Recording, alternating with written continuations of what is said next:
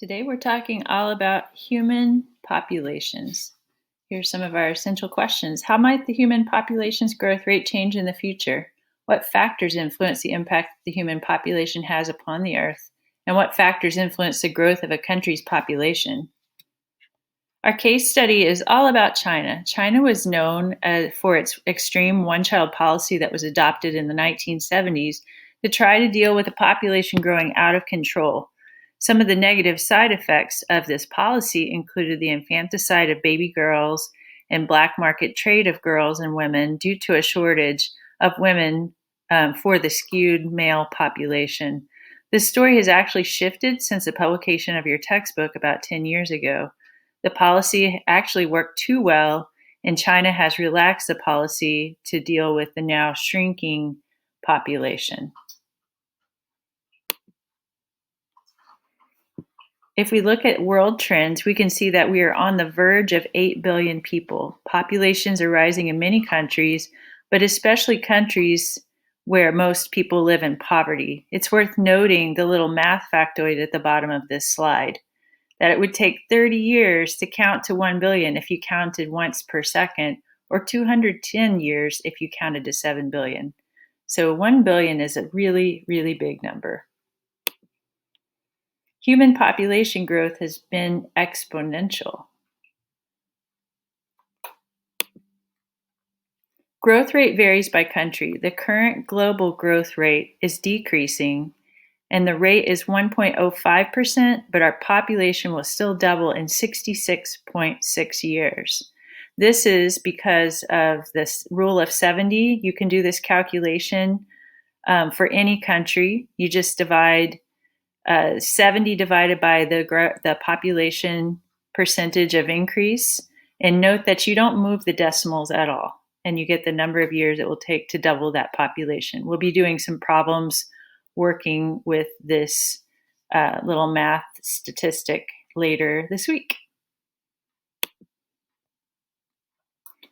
Many of our modern amenities, such as technology, sanitation, medication, and increased food, have increased our human population because they cause death rates to drop. Historically, population growth was seen as something that was positive, and this idea was first challenged in popular culture by Thomas Malthus in the late 1700s, when he predicted that too much growth would lead to food, war, disease, etc. In the 60s, Paul Ehrlich, who was known as a neo-Malthusian, predicted once again that we were heading toward doom and gloom if we didn't do something about our population problem.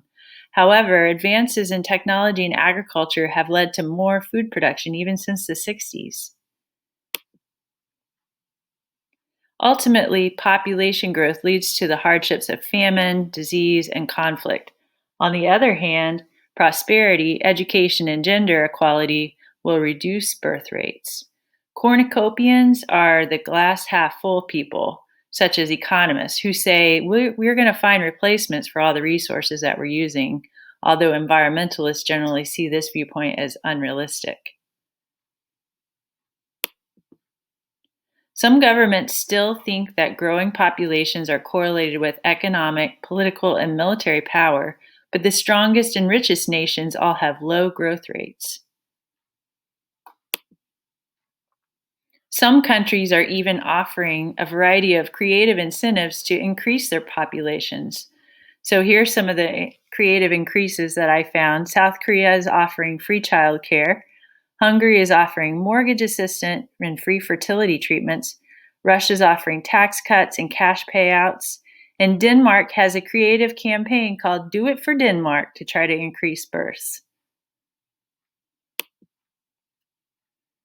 Let's talk about the impact of a growing human population upon the Earth. Ehrlich, remember Paul Ehrlich we talked about a few minutes ago, and his partner Holden came up with what we call the IPAT model, or now we call it the IPATS model. And this is a way of thinking about the impact of a population upon the environment. And these are the factors that we consider: the size of the population, the affluence of the population, how much of the resources they're using per capita, technology available, because technology tends to lead to more exploitation. And the sensitivity is the new factor that's been added in. So, how sensitive is the area where the humans are living? And if you're living in a very sensitive area, environmentally speaking, such as an island, that impact would be much higher. The UN predicts that there will be 9 billion people on our planet by 2050, and denser populated areas are going to have a bigger, and still already have a bigger environmental footprint. But fortunately, they also relieve the pressure on other, less populated areas. The lowest density population areas are away from the water, and there we are. Woohoo, Kansas, we made it. We're in the top 10, 36 people per square mile. At least humans seem to be less concentrated in those environmentally sensitive areas such as deserts and arid grasslands. As you've already seen from your work with population pyramids, age structure matters when considering the growth of a population. A wide base on a population pyramid indicates high reproduction and a rapid growth rate, while an even pyramid shows stable growth.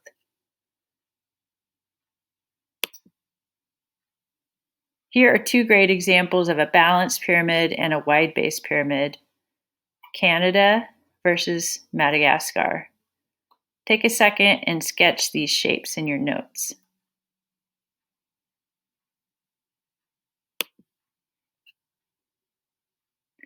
When a population's age structure changes, it can lead to problems for that country. Currently, China will be top heavy with older people, leading to an inverted pyramid because of the one-child policy they enacted in the 70s. This is leading to fewer young people working to pay into social support systems that are like our social security system. Fewer children in a country often means lower crime rates, and the elderly are working longer in some countries, such as the US. Think about all the Walmart greeters you see if you head that way. However, in some countries, there's social stigma that prevents the elderly from being able to get jobs or to keep jobs as they age. In countries such as Japan, they've actually seen an uptick in senior crime because prison is seen as a stable place for the aging poor with no family to care for them. Sex ratios are naturally skewed toward males, but there's higher skewing in countries where male babies are favored, such as China and India. Violence against women and selective abortions of female babies is a result of this favoring of males. If you want to watch a movie that goes into a lot of detail about this, there's a free movie online called It's a Girl, but I will warn you that it's pretty hard to watch. Birth and immigration with an I add individuals to a population. So remember, with an I, immigration is coming in. Death and immigration with an E lead to a decrease in population. So think of, for the E and immigration, think of exiting the population. Technology slows down deaths in a country. We're going to be doing more math calculations like I mentioned. And one important term to know for this unit is the natural rate of population change, which only accounts for births and deaths. It does not take into account immigration and immigration. Both immigration and immigration can cause environmental issues. Refugees likely don't care about the environment because it's a struggle just to meet their basic daily needs. For example, they may cut down all the trees in an area for firewood, but that's just so that they can survive. Despite a slower growth rate, our population size is still increasing. Here are two more important demographic terms to note: TFR, total fertility rate, and replacement fertility. TFR is the average number of children born to a female in that country. Replacement fertility is 2.1 babies per couple.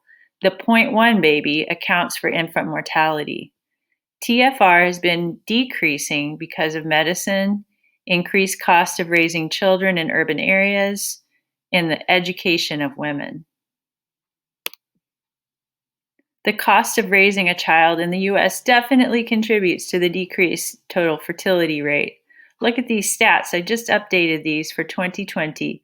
The cost of raising a baby wearing diapers, this is based on disposable diapers, which most people use, from birth until potty training is from $2,400 to $3,000.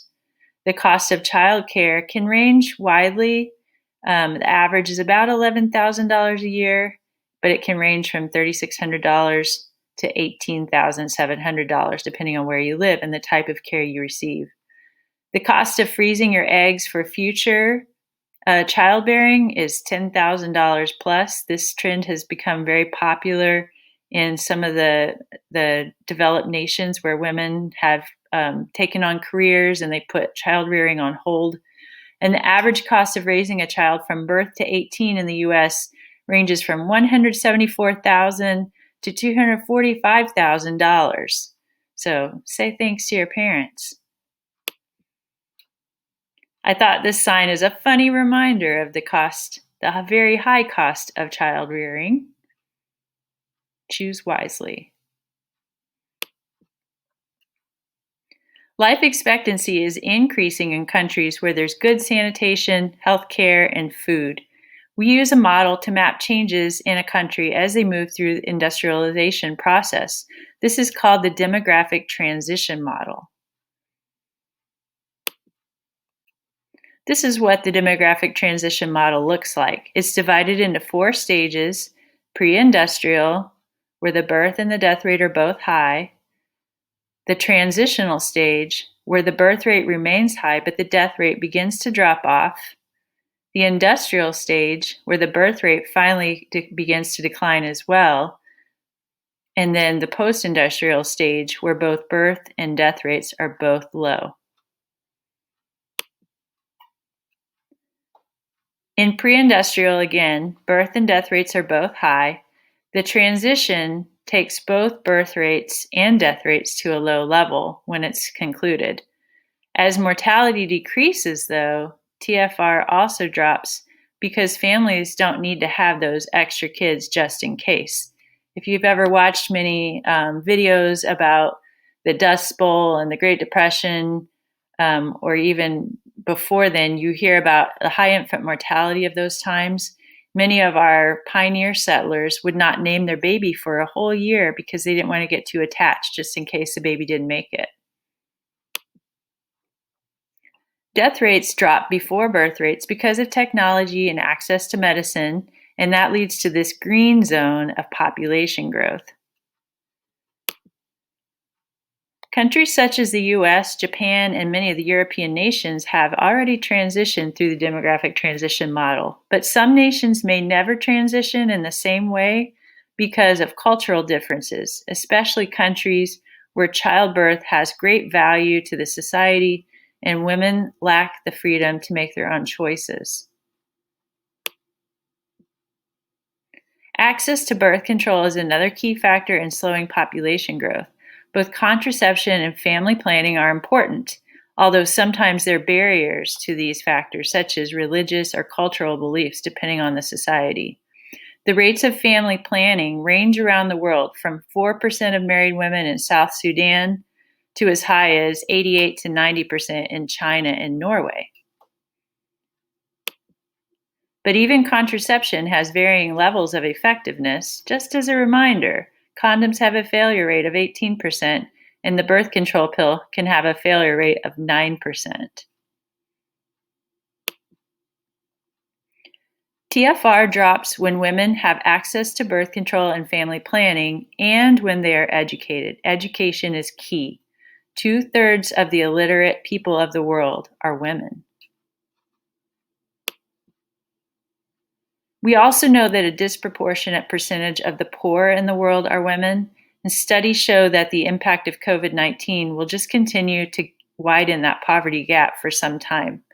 Also, the impact of domestic violence upon women is shocking when those numbers are examined.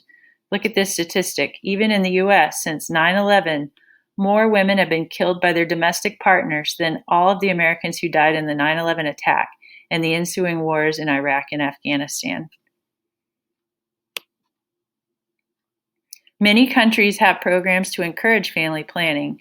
We're going to be watching a fun little TED Talk about the unique approach that Thailand has taken to help improve access and acceptance of family planning ideas. Other countries that have active programs in family planning include Brazil, Mexico, Iran, and Cuba.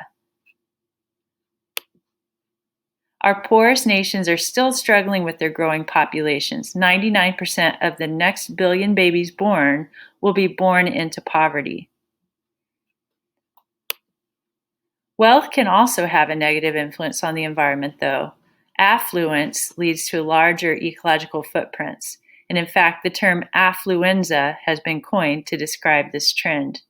Remember that if everyone around the world lived like Americans, we'd need 4.5 Earths to support all of our needs. At some point, we're creating an ecological deficit because we're overusing the biocapacity of the Earth and we're borrowing resources from future generations. This goes back to the idea of Earth Overshoot Day that we talked about in Unit 1. The wealth gap and population growth can cause environmental stress and social tension. However, we're going to hear some good news about human population growth in an upcoming movie we're going to watch called Don't Panic by Hans Rosling. So in conclusion, human population is larger than ever and still growing, but the rates of growth are decreasing. We must all strive to find sustainable solutions to decrease the impact of our world population on the environment.